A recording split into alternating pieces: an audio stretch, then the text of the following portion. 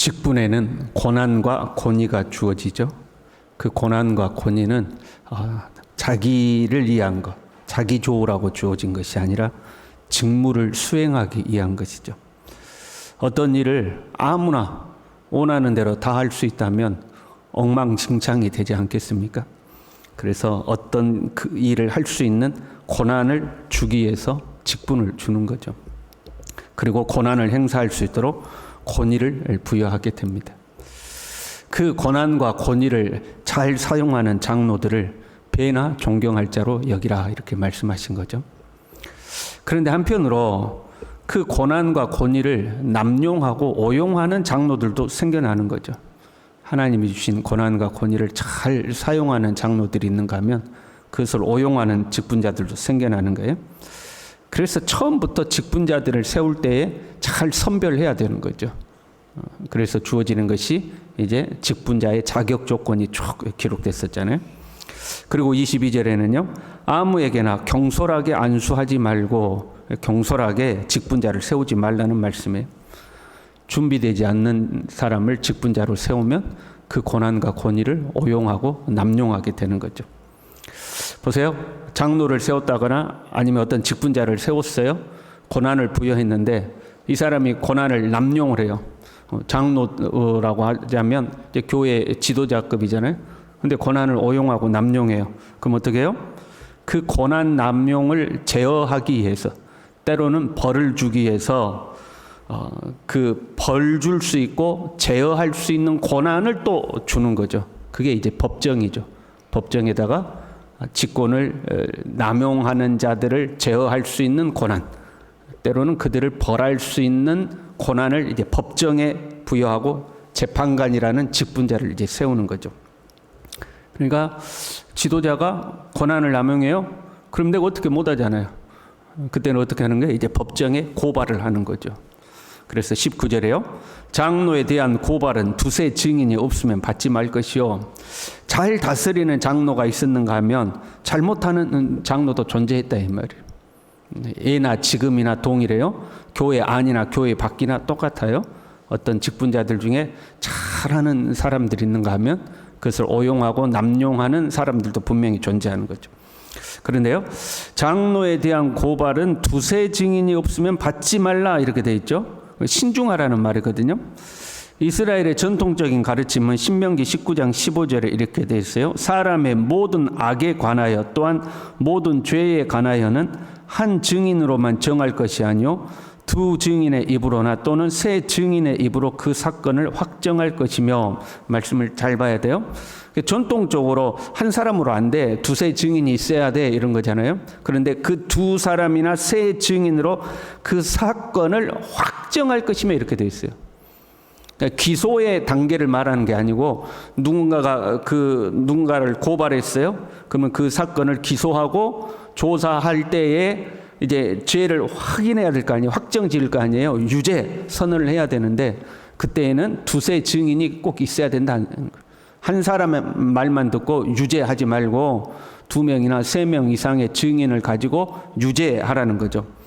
그런데 장로에 관하여는 지금 본문에는요. 기소의 단계에 있어서부터 두세 증인이 필요하다는 거예요. 이 장로가 잘못했는데요. 한 사람이 이야기한다고 해서 그것을 고발을 받아주는 것이 아니라 최소한 두세 사람이 동일한 이야기로 고발을 해야 그것을 받아주라 하는 거죠. 기소 단계에서부터 신중하라 이제 그런 의미예요. 사람들은요. 누군가가 권세 있는 사람, 부유한 사람, 높은 지위에 있는 사람에 대한 막연한 불신이 있죠. 그래서 좀 잘 나가는 사람들에 대한 이 불신을 가지고 있어요. 그래서 그들을 이제 고발을 할 때에 이런 거 있잖아요. 일단 질러놓고 보자. 아님 말고 이제 이런 심리가 좀 작용을 하는 거죠. 하나의 거짓말을 해명하기 위해서는요. 수없이 많은 말을 해야 돼요. 거짓말을 나 그런 거 아니야라고 그걸 해명하고 사람들을 설득시키려면 거짓말은 하나인데 그걸 해명하려면 많은 말을 해야 되는 거죠. 가령 누군가가 목사님이 어제 호텔에서 딴 여자하고 나오는 걸 봤다 누군가 그랬다고 해봐요. 그럼 제가 그걸 해명하려면 내 어제 스케줄이 어땠고, 내가 누구를 만났었고, 내가 어쨌고 저쨌고 저쨌고, 내가 그 호텔 근처에는 갔지만 다른 일로 갔는데 어쩌고 저쩌고 막 많은 말을 설명을 해야 돼요. 그럼 여러분이 제 말을 믿을 거예요? 호텔에서 딴 여자랑 나오는 거 봤다는 그 사람 말 믿을 거예요?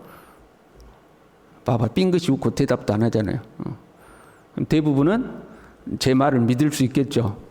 이렇게 생각해보고 저렇게 생각해보고 목사님 말이 맞는 건데, 그 중에 상당수는 또 안 믿는 사람들이 존재해요.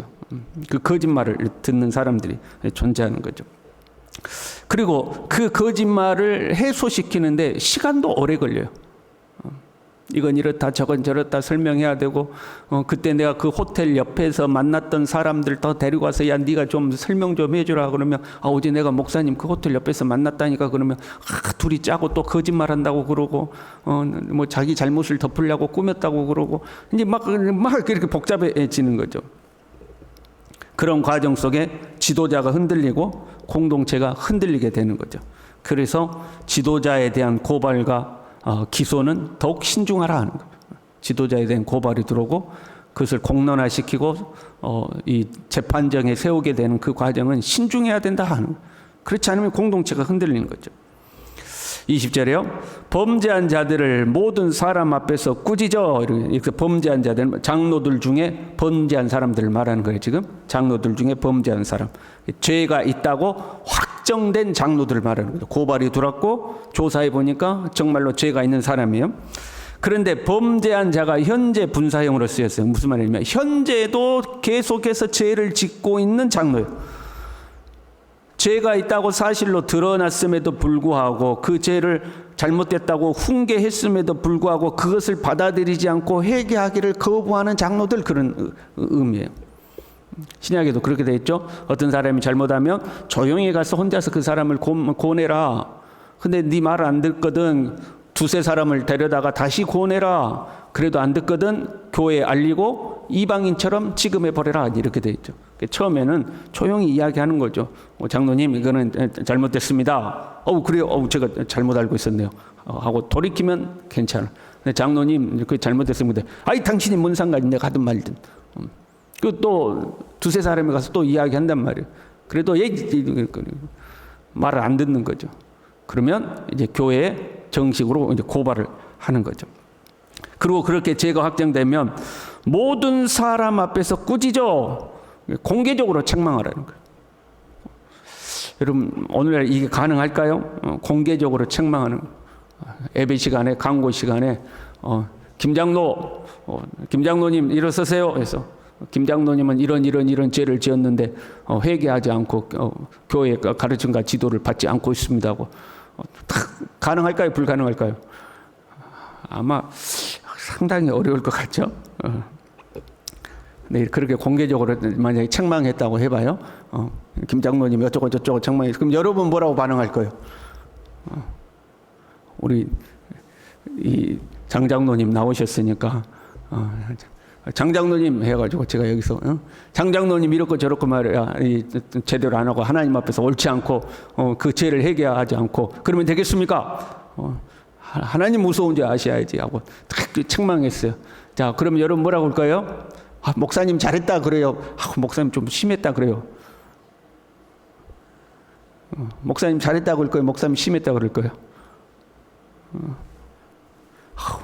일부는 그래 저 잘못했으면 저렇게 꾸짖고 책망해야지 그런 사람이 있는가 하면, 어떤 사람은 그래도 그렇지 사람들 다 있는 데서 그렇게 이야기하면 되나, 목사님 좀 심했어, 이런 사람들도 나오는 거죠. 공개적 책망이 가능하려면 교회 공동체가 그것을 인정하고 받아들여줘야 되죠. 그렇게 책망했을 때 당연히 책망해야 돼, 잘못한 것은 당연히 책망해야 되고 받아줘야 되는데 그렇지 않는 경우들이 생겨요. 그래서 오히려 교회가 더 혼란스러워지는 거죠.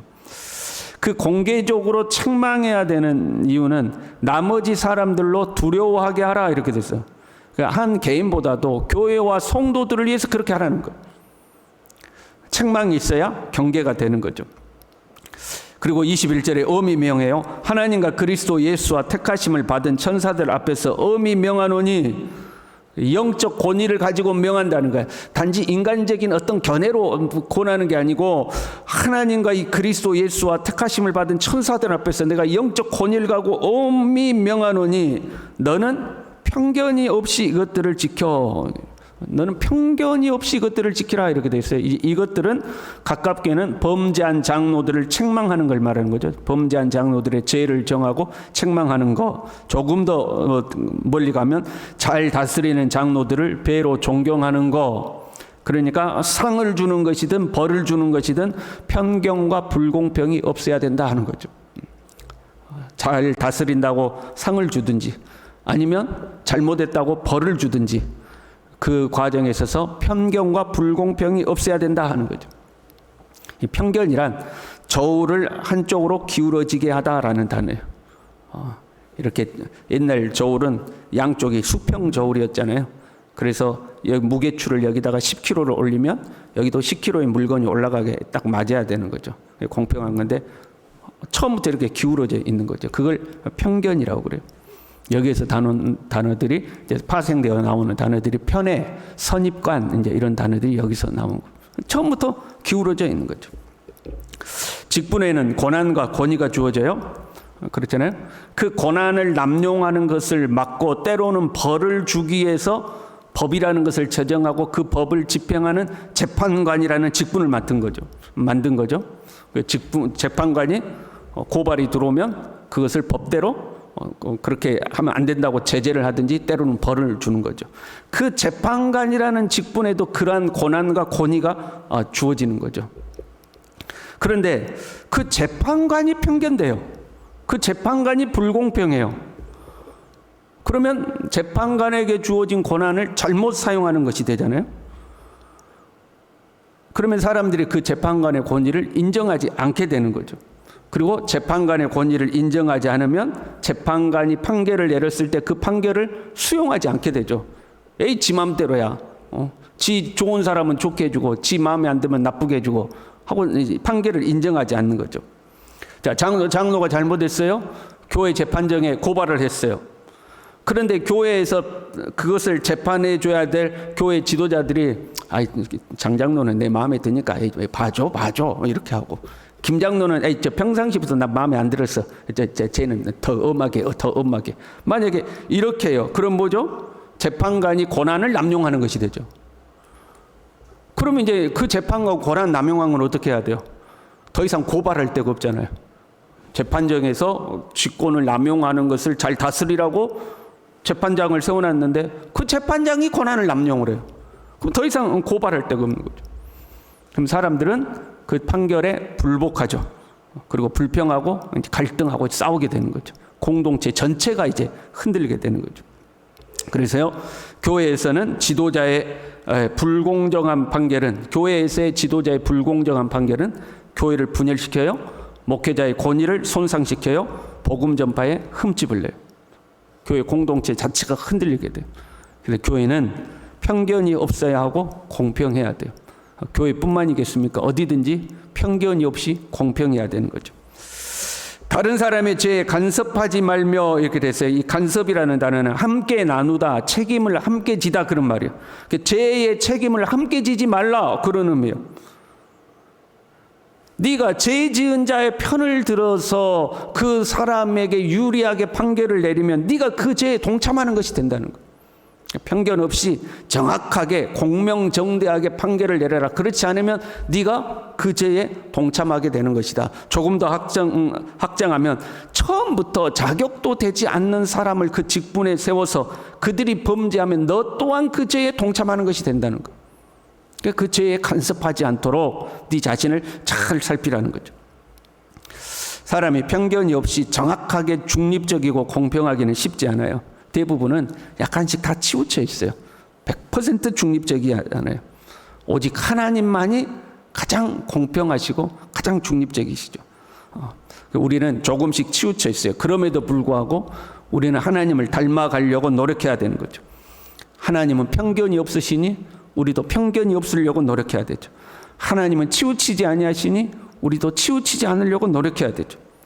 우리는 편견을 버리고 끊임없이 진실을 찾아가고 공명정대하기를 노력해야 되는 거예요. 그게 주님을 닮아가는 거죠. 그리고요 24절에 어떤 사람들의 죄는 밝히 드러나 먼저 심판에 나아가고 어떤 사람들의 죄는 그 뒤를 따르나니 이와 같이 선행도 밝히 드러나고 그렇지 아니한 것도 숨길 수 없느니라. 죄도 언젠가는 밝히 드러나고 선행도 언젠가는 밝히 드러난다는 거예요. 그렇지 않은 것도 언젠가는 다 숨길 수 없고 다 드러난다는 거죠. 그때가 되면 나의 판단이 옳았는지 잘못되었는지, 내가 공평했는지 아니면 한쪽으로 치우쳤는지 그 또한 모든 것이 밝히 드러나게 되는 날이 오는 거죠. 사람들이요 법정에 재판관들이 치우쳐 있어요. 그럼 더 이상 어디 고발할 데도 없잖아요. 그러면 하나님께 호소하는 거죠. 이 불공평함과 부정의함을 하나님께 호소하거든요. 그리고 우리는 모두 다 하나님의 법정 앞에 서는 날이 오는 거죠. 그때는 모든 것이 다 드러난다는 거예요. 모든 것이 다 드러나는 거죠. 그래서 우리는 편견 없이 공평하기를, 공명정대하기를 힘써야 하는 거죠. 그러나 제일 좋은 것은요 이런 일이 없도록 사는 거죠. 고발할 일도 없고 고발 당할 일도 없고 교회 법정에서 그것을 판단하고 정죄할 일도 없이 사는 게 제일 좋은 거죠. 부족함과 실수가 있지만 끊임없이 내 자신을 돌아보고 가장 첫 번째 단계에서 한 사람이 아우 권사님, 장로님, 목사님 그 하나님 앞에 옳지 않아요. 그러면 아유 그래요 내가 미처 몰랐네요 하고 하나님 앞에 돌이키고 그러면 우리는 서로의 허물과 부족함을 사랑으로 덮어주고 격려해주고 그렇게 살아가는 믿음의 공동체 될 수 있기를 바랍니다. 기도하겠습니다. 하나님 아버지 우리로 하여금 편견 없고 공평하고 공명정대할 수 있기를 하나님이 우리에게 주신 직분과 그 직분의 권한을 남용하거나 오용하지 아니하고 잘 다스려서 배나 존경받을 장로들처럼 주님이 주신 직분을 잘 감당하고 때로 부족함과 실수가 있을 때에 그것을 부정하거나 고집하지 아니하고 하나님 앞에 스스로를 돌아보며 돌이킬 줄 알고 그러한 사람들의 허물을 덮어주고 사랑으로 살아가는 우리 모두가 될 수 있도록 하나님 우리를 붙들어 주시옵소서. 예수님의 이름으로 기도 올리옵나이다. 아멘.